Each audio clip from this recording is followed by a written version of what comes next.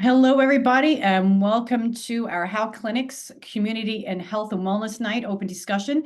Tonight on April 24th, what we're going to be discussing is springing forward, so it's still within the theme, but dismantling weight loss myths. And we're going to talk about maximizing your outdoor adventures for fitness. So we're just going to sit here for a few moments while others come into our webinar and register. So just hang tight, and within about 30 seconds to a minute or so, we'll get things all started from here.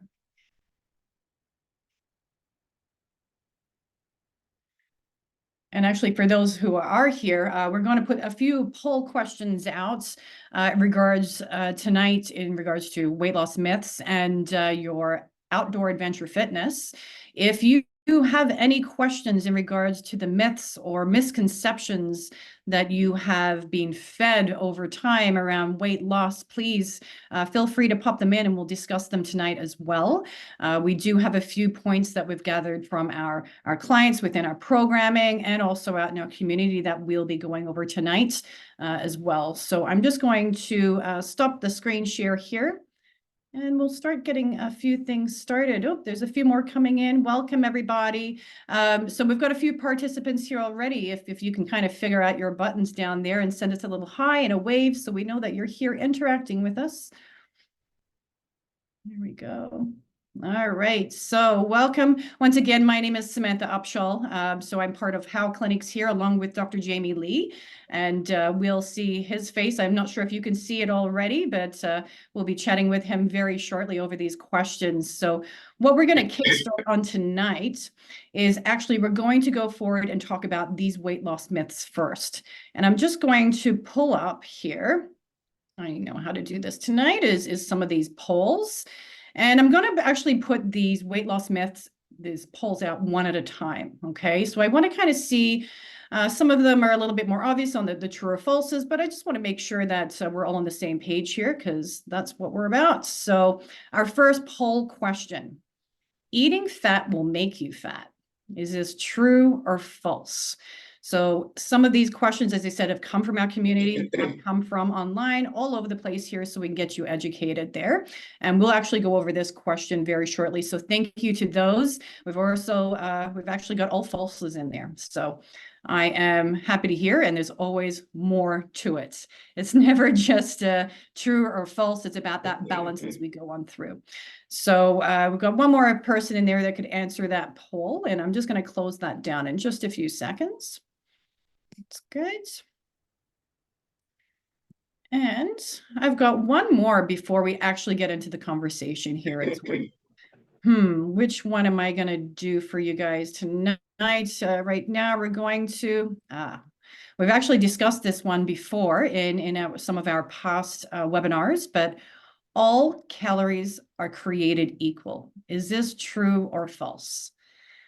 Now, we're just talking about true or false here. You know, that one's a little bit easier to kind of come by. And this is another one that we actually did speak about in previous webinars, and we'll touch base possibly on it tonight again around calories itself. Are they equal? How, is 1 calorie of carbohydrate the same as another calorie of a carbohydrate or protein or wherever it may be? So thank you once again. We've got all falses in there. I'm glad we're on the right track. Seems like we're talking to the right folks here.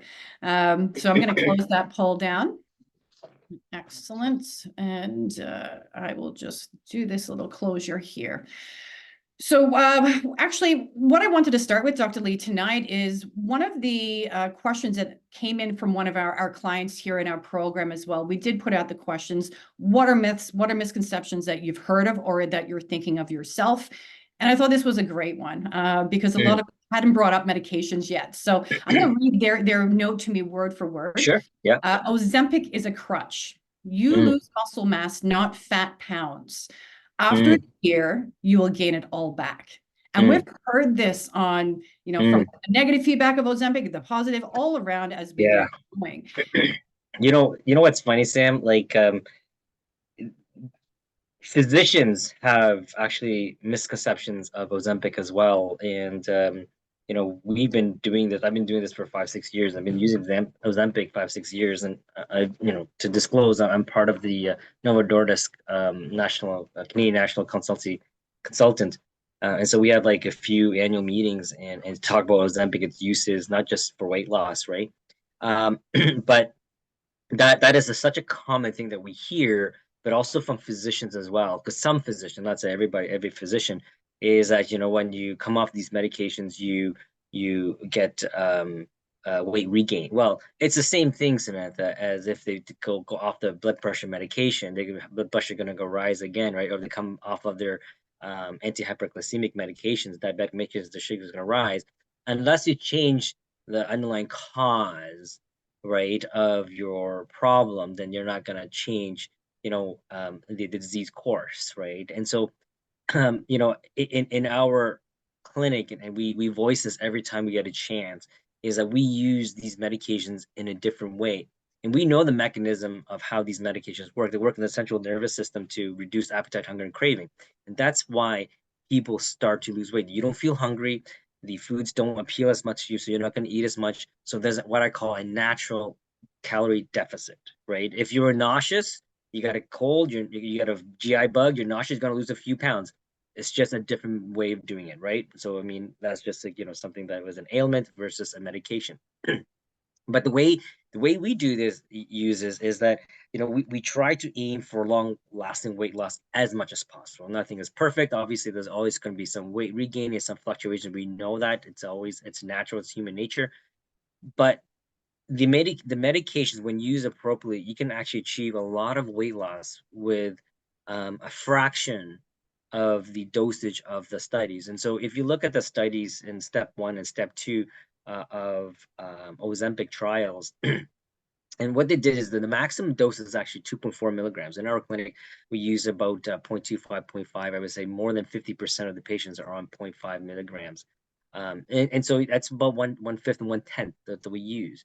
And the way we do that, the way we can do that so efficiently is that we really are there with the patients. We talk about being mindful of the food choices. We talk about um, looking at their foods that they eat on a regular basis, uh, journeying. We look at the behavioral changes, and so what we do is we take away that constant thinking about food with the medications, right? And it allows them to focus on their life, the things that really matter to them to them as well. And so we actually use it as a tool for behavior modification. And so if you change your behavior, then you're more apt to maintain your weight loss. So obviously, from my perspective, that's obviously a myth, right? I think there was a part about fat loss as well. There was what was that You part? lose more muscle than fat. Right. Use more muscle than fat. Everybody is different when it comes to weight loss. The thing is, like, some people want their weight loss off the breast, some people weight loss off their hips, some want weight off the belly. Unfortunately, you have no control over that. It's the same as saying, when you gain weight, I don't want it on my hips, I want it on my breast. You know what I mean? So we don't have a choice with that. Your hormonal predilection for weight loss, certain areas, will be what it is, right? And so the first place actually you lose, that is the most important, is your visceral fat. The part you can't grab. It's beneath all that stuff.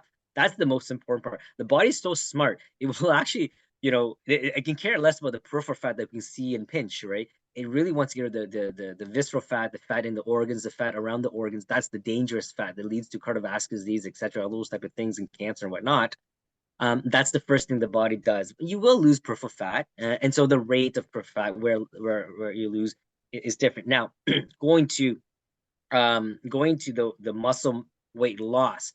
So there's a few principles, and I was quite flabbergasted by an article I read, and it's some uh, committee in the States with respect to nutrition and whatnot.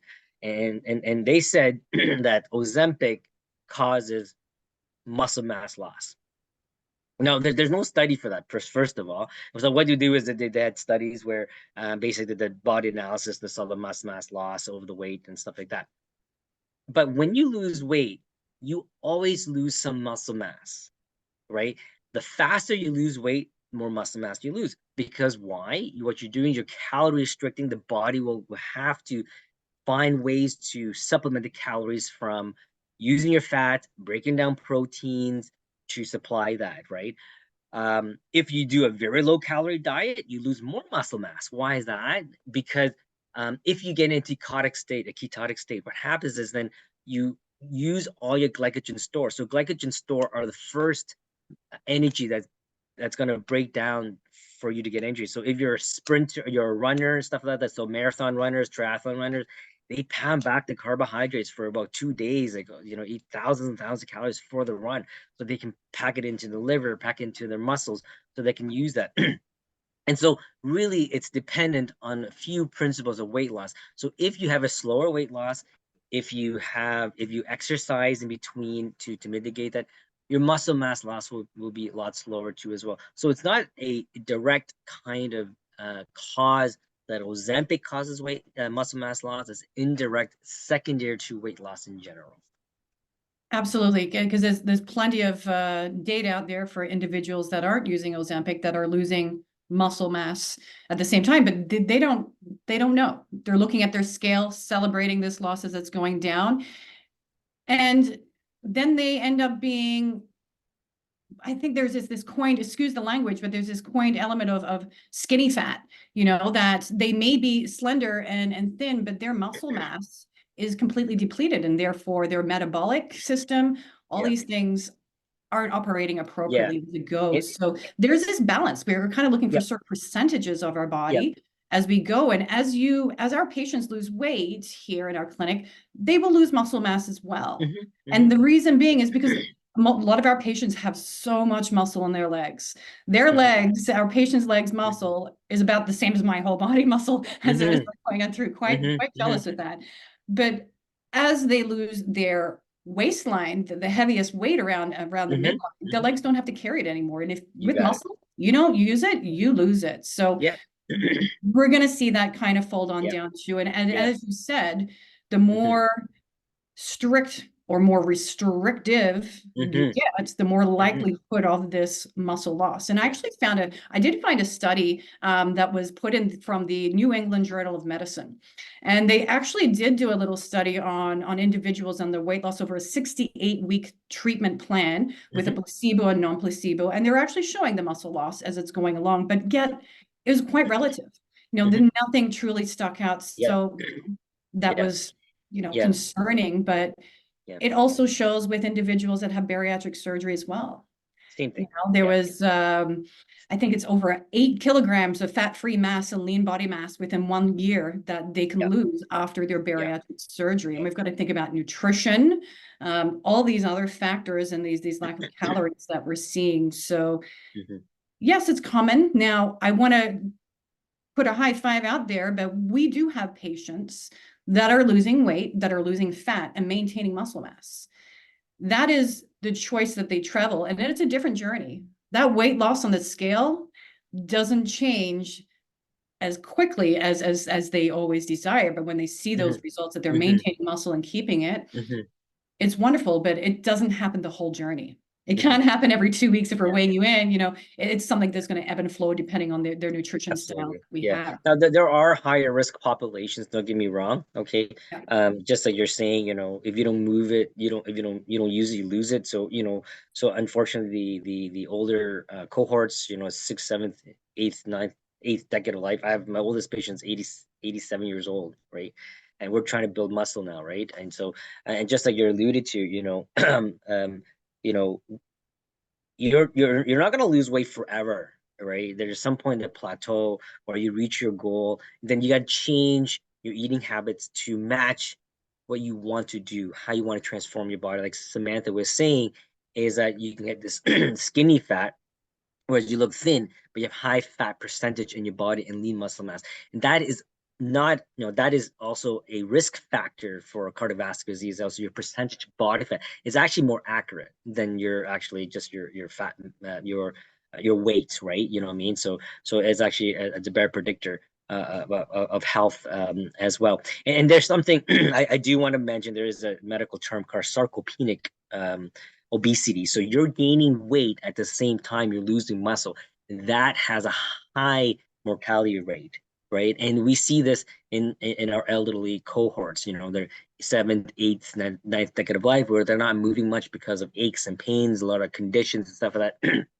and they gain weight and they're not moving, and so they lose muscle mass, so it's a higher mortality rate. And really, in those individuals, weight loss is a little more, you have to be more vigilant with the conditions. Although their mortality improves despite the muscle mass loss, their actually quality of life improves and mortality improves.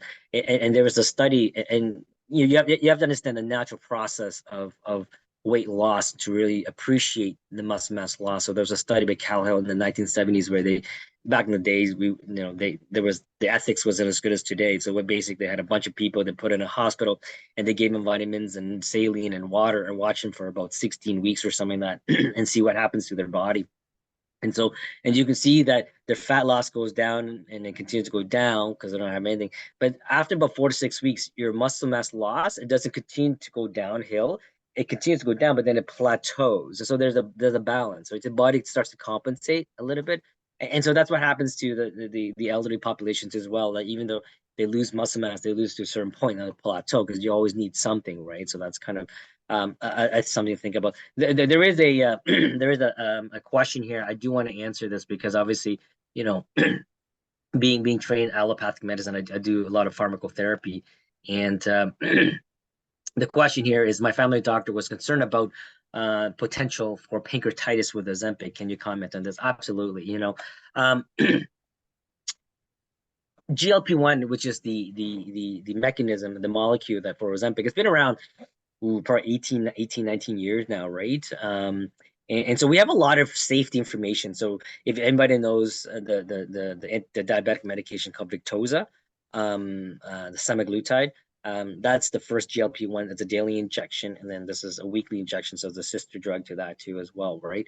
And so there definitely is a risk of pancreatitis. And so in the safety studies aspect of the studies, the rate of pancreatitis is the same rate as the general population.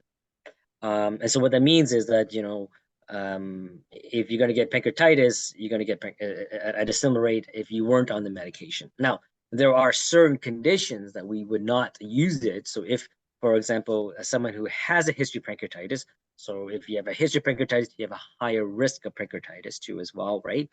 There are other risks of pancreatitis. And so, for example, even without the medication and you lose weight, you actually have a chance of pancreatitis too as well. And the reason for that is that when you lose weight rapidly or you lose weight in general, you have a higher chance of forming gallstones, cholesterol stones, right? So and so these stones, if they're small enough, can travel down the ducts into the pancreatitis and then the pancreas and cause a blockage. So then you get pancreatitis, so stone pancreatitis, right? So that can happen too as well, and also high triglycerides. And so if you eat high fat foods and low carbohydrates, and your triglyceride goes up, but often that's a keto, goes down. But if you already have high triglycerides, you have a higher risk of pancreatitis too as well. So there are um, metabolic associated conditions that increase pancreatitis.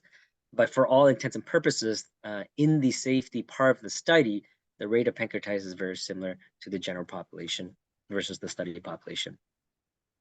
And how we kind of keep those things in check as well as during your admission, going over your medical profile, looking at your blood work, and doing it regular.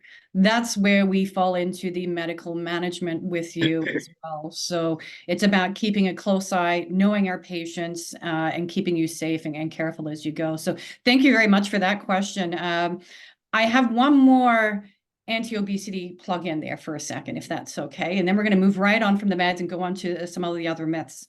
There is no medication on the market that will allow you to continue to lose weight your entire life. Continue every day bringing that down. Is that correct? Yeah, yeah.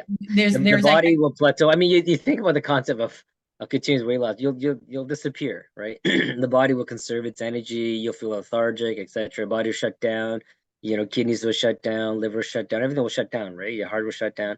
And so absolutely not, right? There will always be a plateau. It doesn't matter what you do. And so there's no miracle drug. You are the miracle. Like you, like people have to understand that you are it. You are responsible for your weight loss. These things that we do, we as well as your coaches and practitioners, We just guide you. We are also tools. We just have a lot of tools to use. We've been through, the trenches a lot with a lot of individuals. We get a lot of experience. We just provide that to our patients, right? But the onus is on the individual, and that's why it's a value-based weight management program. And really in life, everything everything is on you. The onus is on you to get what you want, to do what you want to do too as well, right? So Absolutely. And I think, you know what, I think there's plenty of room to actually have another webinar just talking about the anti-obesity medication network. actually, I would love to. Yeah, And, maybe something that we can do yeah. this year as we go on through. So I'm actually going to move on to another question that was sent from in-house here. And it's, if I eat more, I'll get fat. So there's the misconception or the thought that the individual has. Now, a little bit of background there, that they currently eat very low calorie to start with. And I've been doing that for a long time, and they're Yeah, not losing weight. So they feel, I'm pushing and I'm yeah, not having, why am I not losing weight? And I'm scared if I do eat yeah, more to bring up that RMR that I'm yeah, going to put it on. So yeah, this is one of the most biggest yeah, misconceptions that we yeah, have. Eat less, move more. yeah. That's all it is. Yeah, there's a lot of fear around food, and I get it, and we all get it because the first thing we do is we change our eating habits, we change what we eat, right? And so that's the go-to because that's the energy part, right? And so that makes sense, right? So you can really understand where that fear is coming from, and also a lot of like the industry, the weight loss industry in the back in the days, eat less, exercise more, et cetera, right? And so exercise is not the exercise is the fifth pillar in our weight management. So it's the least important, right?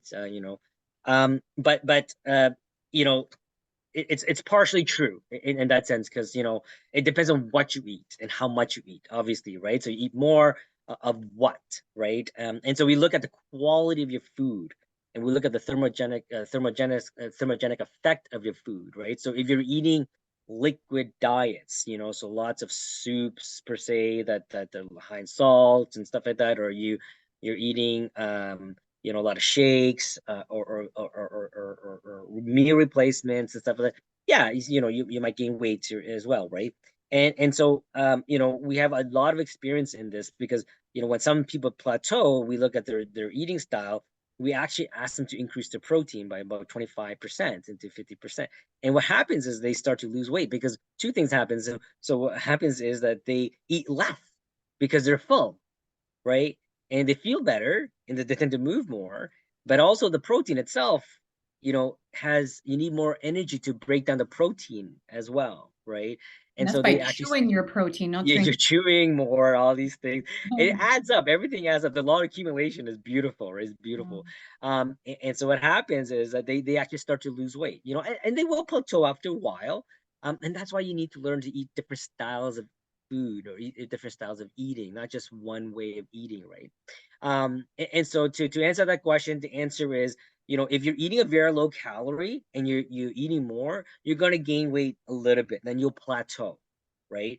And then if your calorie deficit, energy expenditure is less than your food consumption, energy and energy input, you'll start to lose weight again. A lot of it is actually water weight, to be honest with you. And so it takes time for the water to kind of equilibrize and all that kind of stuff. And then you tend to plateau too. So the answer to that is yes, you will gain weight. It depends on kind of the calories, how low your calories are eating. A lot of it may be related to water weight, right? It's not pure fat. If you're eating really healthy food and because it takes about 3,500 calories to make a pound of fat. That's excess, okay? Excess, right? So that just, because we have a certain amount of energy expenditure through the day, right? And also the type of food matters. If you're eating bad, refined food, or if you're eating pizzas and a lot of like, refined carbohydrates and stuff, like for sure you're gonna gain weight, right? But a good sources of food, good quality food, a reasonable amount of increase in your food, you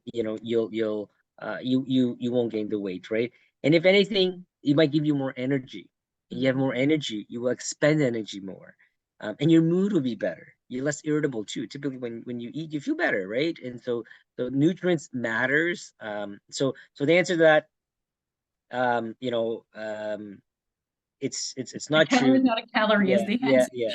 Just a calorie. It's the same as all cows are equal. All cows Yeah. are not equal. Obviously, the quality of food matters. Where you're getting your calorie from. Is there any nutrients with it? What's associated with the calories? Is it lots of fiber, lots of vitamins and minerals too as well? If you're getting your calories from plants and vegetables, you need way more than you can eat. Two, three slices of bread, right? So just to answer that first poll question, no, not all calories are equal. So that's very important. Yeah, so as individuals, they sit too low below their resting energy expenditure. So that's the amount of energy that one needs to run their body appropriately. Yeah.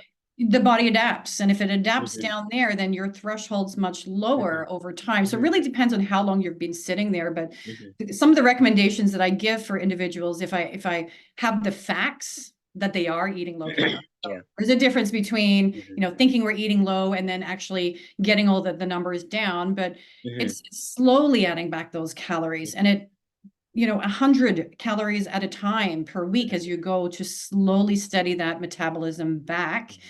And you can have some, depending on how long you set on low calorie, we can have some set of a reset there as that goes along. So it doesn't have to, you Hmm. don't always have to eat low calorie. Yes, we'll see some differences in weight as you go, but some Hmm. of this are giving your body nutrition. Maybe it will put on, maybe we can have that stabilization of muscle at that time, or growth, depending on what you're working on. But Hmm. I think that gradual increase is very important for our patients to be aware of. Don't just go big, go small and take your time, just kind of like decreasing the calories down. But that evaluation of that caloric intake is absolutely necessary for it. We think we know a lot of the times, but our memory recall is very, very poor at those Very biased. times, especially when we're having something that we enjoy or we have an excuse for. Hmm. Um, so that is important to Yeah. be aware of. So no, you won't necessarily just put on fat. You'll be getting nutrition to the body, and yes, it'll adapt, but it's about having the caution and not being scared. My patients, like I hear them, they're scared that they're eating too much, and then all of a sudden they're scared they're not eating enough. Hmm. And it's just trying to find that comfort and balance of comfort with oneself of what they're eating, but is it working? That's the main thing. Is it making you healthier and going along the correct route? So we kind of went over two of those poll And questions then there. then you had one more fat, the fat one. Eating fat makes you fat, Eating fat, right? yeah, that's what I was just Yeah. about to pull up Yeah, there. So yeah, yeah. that will make you Uh, fat. And you know, fat is a good thing, to be honest. We demoralize fat a lot in society, and every cell in your body contains cholesterol, contains fat. Okay, so that's how important it is, right? And so it's a substance of life, and so you always need fat. And the problem where eating fat um, makes you fat is the type of fat you eat, how much you eat, and what you eat with it too as well, right? If you're eating deep fried food and you're eating food with refined fat, so there is a hierarchy of fat you must think about, right? And so here's the hierarchy of fat, just like we have the hierarchy of protein, hierarchy of carbohydrates and stuff like that. So the fat that you really want to focus on is the mono and polyunsaturated fats, sorry, right? So polyunsaturated fats are basically the ones that are olive oil, avocado oil, that are liquid in room temperature, right? And so those are the kinds of ones we eat.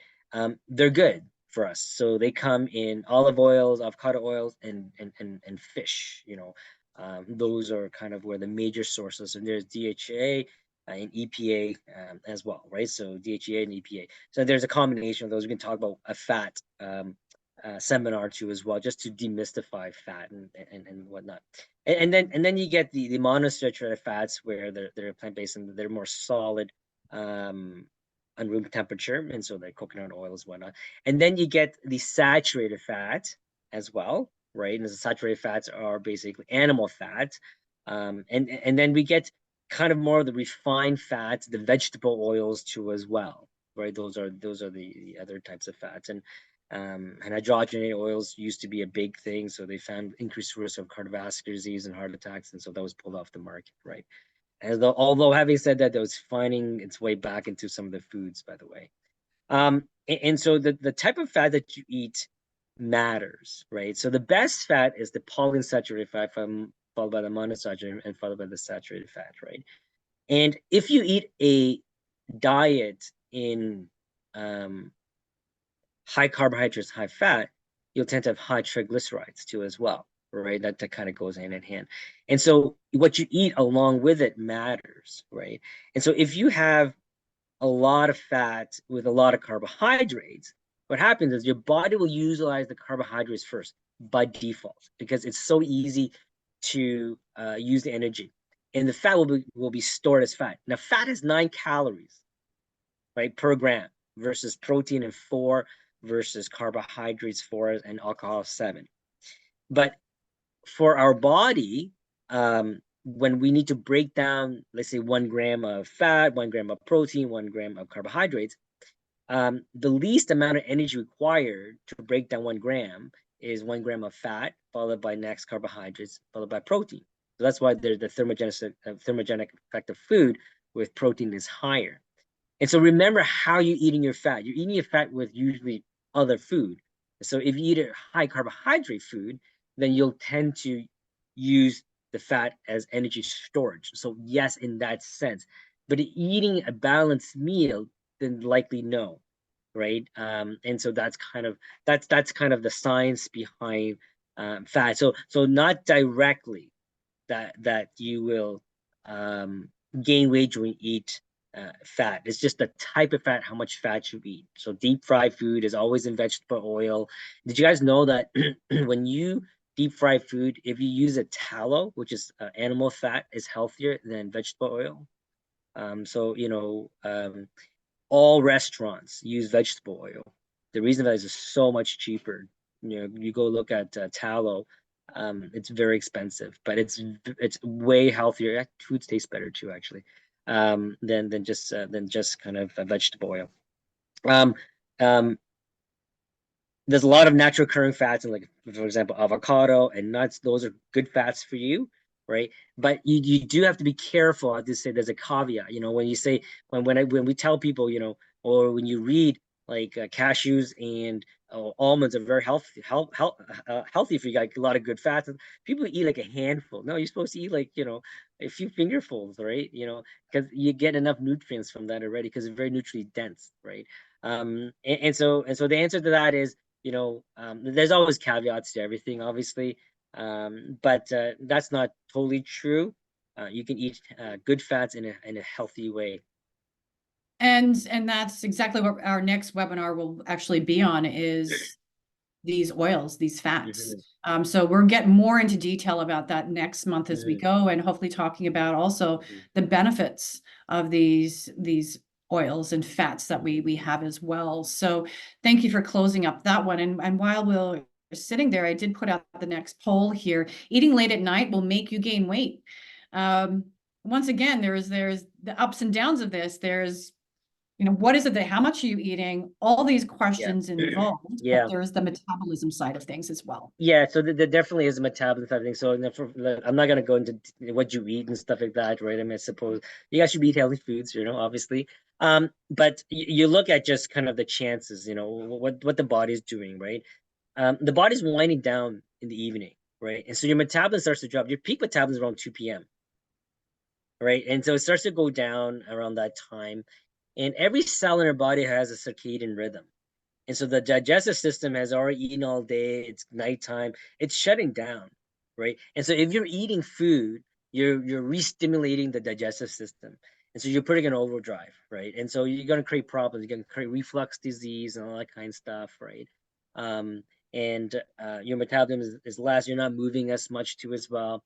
We tend to eat more refined food at nighttime because when we're sitting down watching TV, sometimes it's a behavioral instinct where you grab something, knee-jerk reaction, you grab like a chips, you grab something, where it's like very rare people grab like an apple or two, right? You know what I mean, or some vegetables.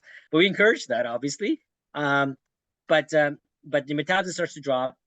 And as you start to sleep, the body still has to actually get rid of the food, right? And so really the body doesn't get to rest, and it affects your sleep, right? It affects your quality of sleep too as well, which we've done a seminar on how sleep affects your weight and your cognition, affects your BMR, your ability to make decisions on food and stuff like that too as well, right? So it does play a role indirectly, right? But obviously it's good for the body to rest. And so, we discourage eating beyond 8, but sometimes lifestyle just happens to be that way. That's okay, right? As long as it doesn't happen on a regular basis, you're going to be totally fine. And just with this poll, we actually had some true and falses in there. I'm actually very happy, even, whether you're wrong or you're right or you're in between, I appreciate those who are putting in different perspectives there as well. So this is great. I'm just going to close down that Yeah. I got a poll. few more here. I got Yeah, a yeah, go list ahead. here. So, I'm just going to run a few, supplements can help you lose weight. The weight loss supplements itself, like PGX and stuff like that, there's no science for that, right? The supplements you should be taking are vitamins and minerals if you feel you're deficient in it, right? You know what I mean? Most of us should be actually taking some vitamins and minerals. When your parents or maybe your grandparents were alive, their food was more nutrient than our food.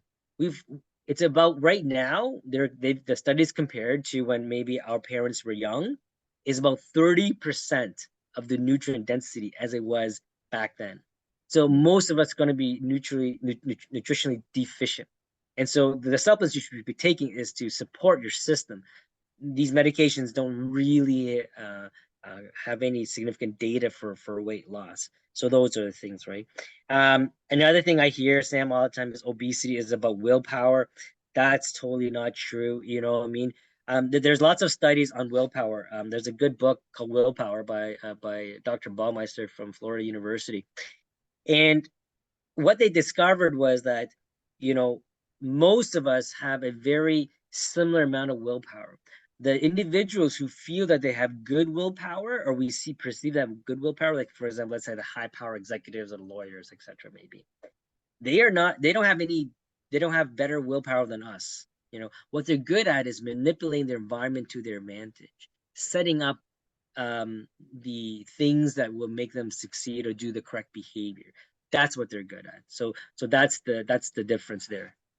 Absolutely. And those who want to know a little bit more on that as well, Yeah, we've done lots of webinars over the time, but I'm going to give you the yeah, title of one. yeah. What is the best diet? There is no best diet. Hmm. Actually, that was on the wrong one, Yeah. but origins of obesity, sorry, a Yeah, non-biased perspective, right. because there's more plugins other than willpower. Willpower is Hmm. involved. Hmm. There's more than just in and out. You Hmm. can see some more of the perspective in there as well. Hmm. So that way we don't take too long on that question as you go on through. You've got some other points there too, Dr. I Lee. do. Yeah, so here's another one. I just have it here. Eating breakfast is necessary to lose weight. You know, if you're growing, child, teenagers, young adult, you know, teenage, they should have breakfast. They should have breakfast, right? But as an adult, that's not necessarily true. And there's data to prove that both works, to be honest with you.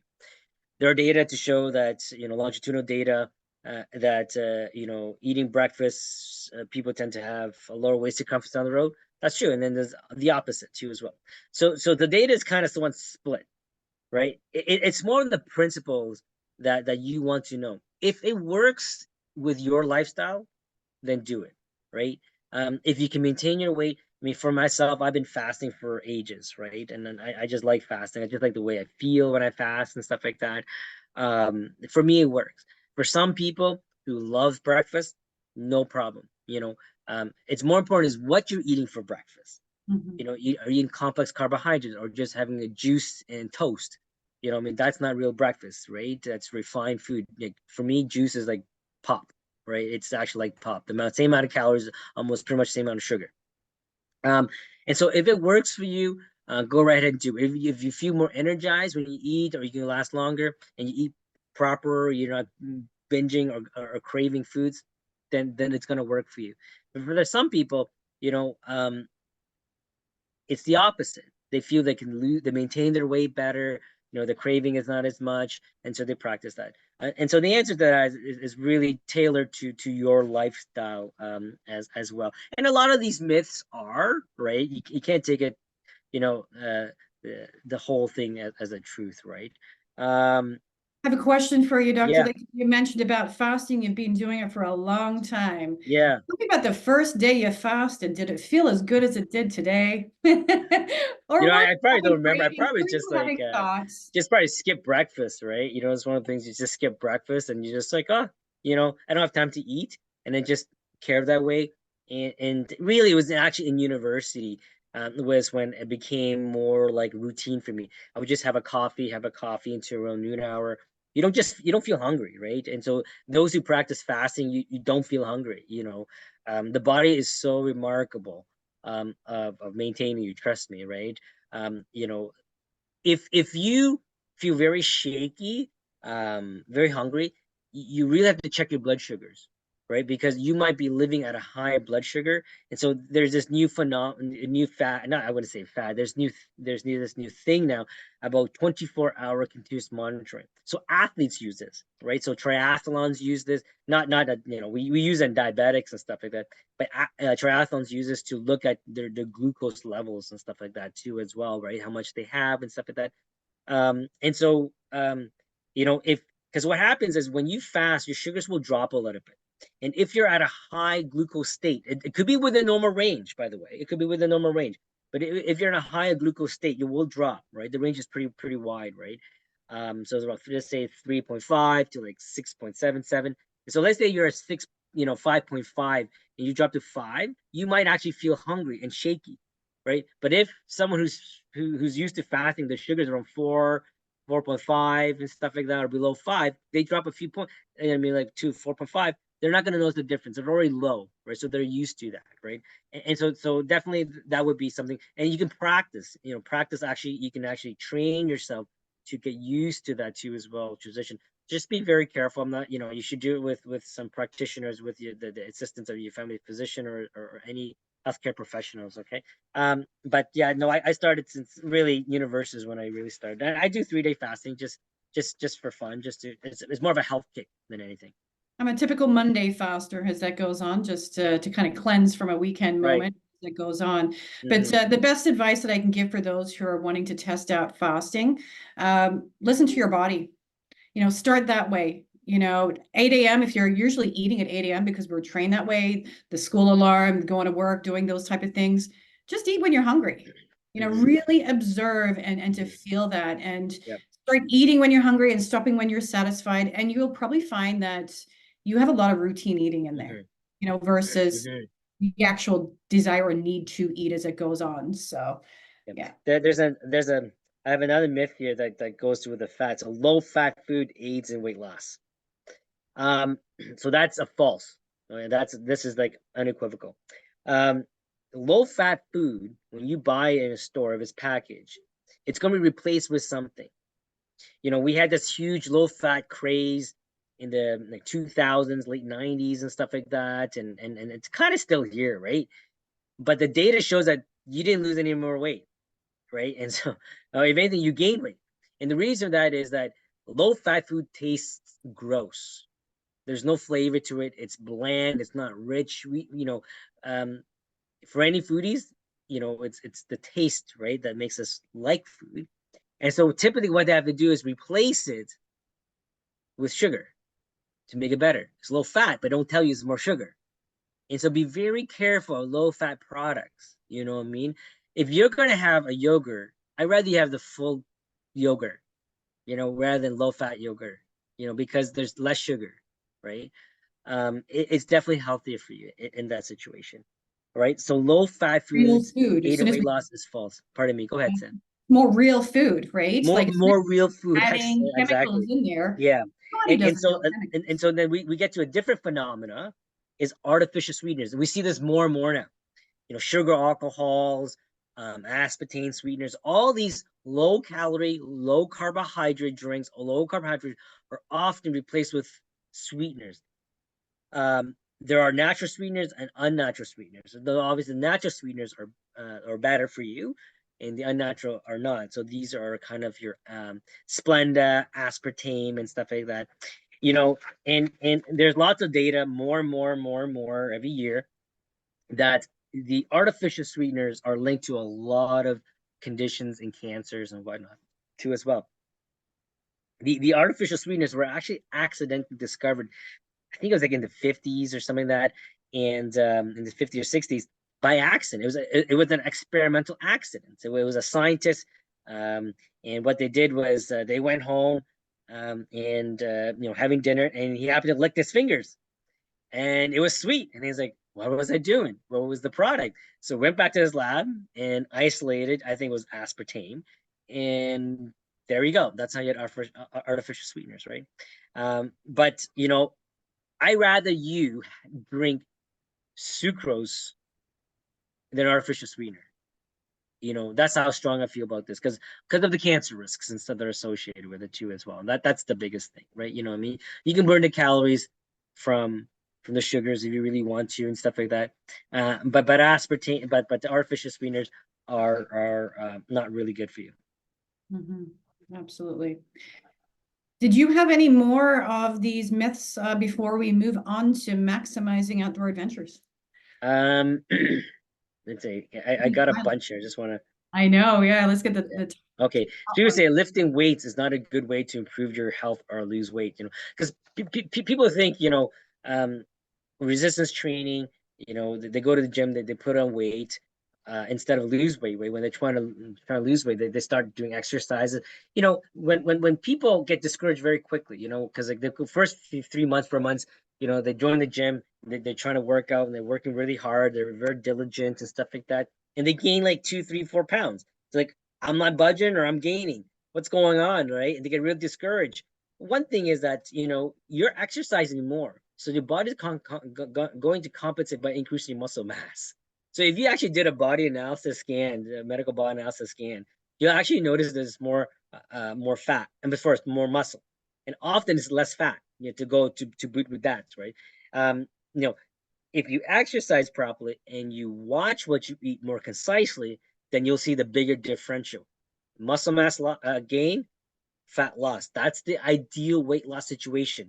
The ideal weight loss situation is maintain or increase your muscle mass and have fat loss. Right? So that means a bit of exercise, enough resistance training, etc., with enough good nutrients, with enough proteins, and then good cardio, good exercises, or some combination of resistance and weight and cardio exercise to get that differential. That's the ideal weight loss situation. So muscle mass gain or increase or maintain, and loss of fat.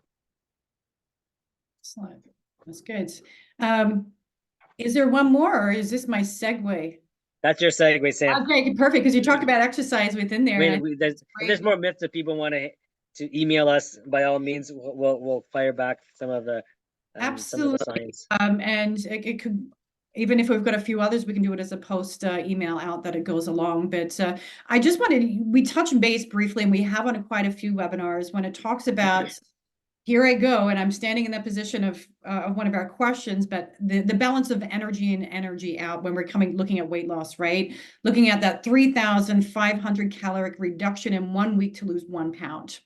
Now, a lot of folks, they focus on the nutrition a lot as that goes along. Some of them are inactive as well and burning energy out.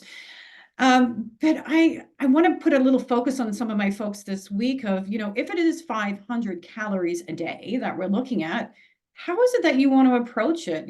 How about we do a split? How about we look at exercise and having a look at over on the other side of the nutrition output? So, we can find the reduction of 250 calories of the food element. And if you are also obedient in the exercise component, we could actually burn 2,500 calories in that zone as well. Now, some of the recommendations, so that some of the benefits of the indoor and outdoor activities, we want to really look at the cardiovascular exercise. Most of our outdoor exercises, they're going to be cardiovascular. We're getting that heart rate up and moving. Yes, we're using some of our muscle form, depending on what we're doing as well. But aiming for at least 150 minutes of moderate intensity, right? And I know we all may reach that 150, but is it the easy or is it moderate to intense? Because that makes a big difference of that activity level of just walking and strolling, or intentionally engaging the body, holding the core, using some other equipment as well as you go. or we're looking at the 75 minutes of vigorous to intense aerobic Hmm. exercises that goes Hmm. through. So just want to see, the folks that we've got in here, just a wave of a hand if you are getting close to those numbers, whether it's light or intense, put a wave out there. Now, Dr. Lee, I get to see you here all the time and hear your stories. I know how you're getting out. You're going out on your bike, right? You're doing some other Hmm. exercises there. But yeah, I haven't seen a few waves here yet, but some of those can be walking. It could be riding your bike. We could be hiking. It could be interval training. Um, Let's talk about walking, because walking, is probably the easiest thing that people do. And let's talk about some um uh aspects of walking that might benefit individuals, how to maximize your walking, right? There's a couple ways to do that. So if you look at speed walkers, okay, look at speed walkers, the way they're positioned, they're very erect when they walk, right? And the reason for that is that they're really engaging their core. So just as you're saying, Sam, you just mentioned, are you just walking, leisure walking and stuff like that? You might go for 30 minutes, but you're already accomplished only about maybe a couple hundred meters or a few hundred meters. Um, you know, that exercise and movement is good, but remember, you're in a weight loss mode, right? Unless you just want to de-stress, that's perfect. But in a weight loss mode, might as well maximize your walking. And this is what you do. So one of the ways you do that, if you're walking straight and very erect, almost like your chin is up, you will engage your abdominal core more often. Okay, so then you're using more of your muscle. So now we slouch, we lean forward. It's almost like we're trying to catch our step. So you see certain runners, they lean too much forward, and they're trying to catch their step. They're using the body's momentum. But if you actually stand more erect and run, those individuals will engage in the core more. So that's another way to do it. So your posture is very important. Your pelvic posture is very important in terms of that. Your intensity speed, as Sam was saying to you as well, right? You should be around 60% of your maximum heart rate range, about 60 to 70. And that's very important too as well. So basically, it's 220 minus your age times 0.6 or 0.7. That gives you your heart rate range. So don't worry too much about, maybe your distance. Worry more about your heart rate. And that's easy. If you don't have a watch, just put your finger by your carotid artery and just count to 10 how many beats and multiply by 6, and then you get your heart rate too as well. Okay, if so if that's your very heart easy rate's to do. pumping, you'll Huh? feel it. If Yeah, it's you if can your, definitely if your feel it, heart's right? pumping, you will feel Yeah, it right in your yeah, chest. yeah, exactly. The other way then is to do what we call high intensity interval training, HIT. And so you can do this by blocks or by time, whatever you want to do. Basically, just walk really, really fast for an X amount of time or distance, then just slow right down and for the exact same amount of distance, and then go right back up. And it's been shown that you actually burn more calories after you're done. Several hours afterward, you still get to burn calories. So the more intense the interval training is, basically how high you get your heart rate up, the more efficient it would be too as well. The other thing is you can also wear weighted vests, right? And so this is the same concept that Sam was saying in the beginning, is that you know you will increase your muscle mass because you have to carry more weight. And so because you have to carry more weight, you're with every step, you're gonna burn more calories. And you can actually calculate it. There's actually formulas out there that can do this too. But just be very careful, okay? Because you can get a lot of knee pain or discomfort, and so just start with about 2, 3, maybe 5 pounds the most, and see what that's like, right? And get used to it. Then as you build your muscle and strength, then you can actually continue. Um, Something my dad does on his walks is he does a bit of exercise while he's walking. There's the benches. He'll do a couple of push-ups, a couple of like dips and stuff like that. And then he goes again on his path. There's always kind of those type of things around as well. The other thing that we can do is combine isometric and isotonic exercises, right? So motion with static contraction. And so, if we have a nice light 1 pound dumbbell, you can grab one of those 1 pound dumbbells and you can actually walk with it. One is you'll move you do your motion. But if you actually squeeze your hands, right, and contract, squeeze on the dumbbell, you'll contract your entire arm muscles, okay, from your wrist all the way up to your triceps and a little bit your deltoid too as well. And what that does is that will increase your grip strength. And there's actually studies to support one's health related to one's grip strength, right? And because think about it, we use our hands a lot, right? If you lose muscle mass in your bodies, the first place you'll see is the thenar muscle here, and the hypothenar muscle here. That's where we see. Just look at the elderly population. These area here, from here, and then also here, it actually is very sunken too as well, right? And so those are some of the things. And the other things I think Sam mentioned to me, walking poles, right? Using walking sticks, those will help you burn calories too. It gives you balance if you have a bit of balance issue. Those will help you too as well. So those are the tricks. Like I said, walking is the easiest. Anybody can do that. And when you start your weight loss journey, don't go run. Don't go lift a ton of weights. You know what I mean? If you have a lot to lose, you're just gonna hurt yourself and get discouraged. Let it come to you. You just move, walk, just be active.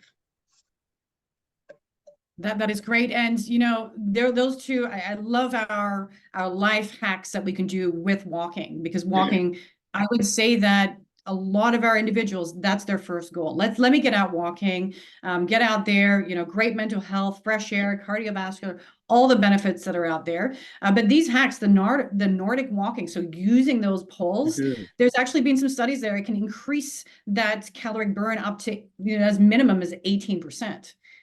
That's you walking and just now holding because your Yeah. arms and your body have to carry it through. But not only is that, it's actually a great safety feature, keeping your balance, and it's actually helping you take weight off your knees and your ankles because you're putting the weight down on the poles itself. So, when you're looking for a little bit of relief there on the legs and to get the arms going, those poles are great. Therefore, along with, when we see the weighted vest, you're still just walking. You're doing the thing that you're getting a maximized event out of it. So keep on maximizing what you currently do. Think outside the box as much as possible as you go on through. Now, I'm going to launch this question, and I'm sure I can launch it. And this one's actually on exercise. So I'm interested to see those who are still with us in here. What training and sport activities do you think burns more calories in 30 minutes of activity? So out of these ones here, we've got golf, carrying golf clubs. So I've looked for things that our patients actually do. I hear them golfing. I had someone out there rollerblading the other day. So don't get me wrong, our patients are out there having fun. We've got jumping rope, and this is fast jumping rope. Biking, so we're looking at the 20 miles per hour as we're going there, and tennis. Let us know which one you think burns the most energy. I made it a little bit confusing in there. So we've got jump rope in here so far. Some of these are top runners. I was making it a little bit difficult there. And then our next one is what outdoor activities? So now this is outdoor activities. Do you think burns more calories in 30 minutes of activity? So chopping, splitting wood.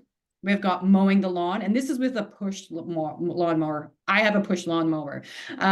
Raking lawn. And then there's carrying and stacking wood. So I looked at our, what we're doing currently now. There's obviously shoveling snow, those things. I don't want to think about snow right now, so I didn't put that in there. So we're getting some results back. The first one, someone said jump rope.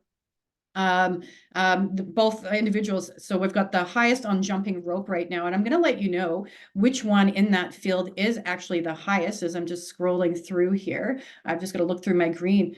To tell the truth, is bicycling. That burns. So this is now, I've got 3 ranges. The range that I'm pulling for, because that's all I've got the stats for, is somebody who is 185 pounds. Now, I don't know what they're made of either. We just know they're pounds, right? We don't know their body composition.